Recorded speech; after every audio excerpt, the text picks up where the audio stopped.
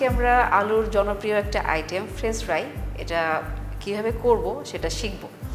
French fry করার জন্য ফার্স্টে আমাদের যে বিষয়টা গুরুত্বপূর্ণ সেটা হলো আমরা কোন গ্রেডের আলু নিব। সব আলুতেই ফ্রেঞ্চ ফ্রাই করা যাবে, কিন্তু আমরা যদি সান্তানা অথবা সানশাইন বা ডায়মন্ড এই ধরনের আলুর পানিটা কম থাকে, আমাদের ফ্রেঞ্চ ফ্রাইয়ের কোয়ালিটিটা ভালো হবে। ফ্রেঞ্চ ফ্রাই করার জন্য ফার্স্টে আমরা আলুটা ভালো মতো পরিষ্কার করে নিব।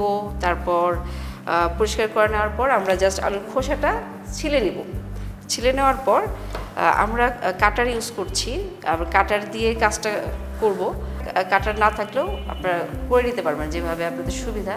আর আমরা কাটার দিয়ে যদি করি সেক্ষেত্রে যেটা হবে, যেহেতু বাণিজ্যিকভাবে করব, তাহলে আমাদের শেপটা একটা ইম্পর্টেন্ট বিষয়। শেপটা সুন্দর হবে আর কি। ফার্স্টে আলুটা আমরা এখানে বসাচ্ছি। আর আমরা যখন আলুটা কাটবো আমাদেরকে এটা খেয়াল রাখতে হবে, আমরা জাস্ট একটা প্রেস করে আলুটা কাটবো। আমরা যদি কিছুটা প্রেস করে থেমে যাই তাহলে আলুর শেপটা সুন্দর আসবে না। আচ্ছা, আলু আমরা কেটে নিয়েছি। এখন এখানে 1 লিটার পানি আছে। 1 লিটার পানিতে আমরা 1 টেবিল চামচ ভিনেগার দিয়ে দিচ্ছি। আর এই পানিতে আমরা আলুগুলো আধা ঘন্টা ভিজিয়ে রাখবো। আর এই ভিজিয়ে রাখার কারণটা হলো আমরা যখন এটা বয়েল করব তখন আলুগুলো ভেঙে যাওয়ার প্রবণতাটা কমে যাবে। আধা ঘন্টা পর আমরা ফিরলাম।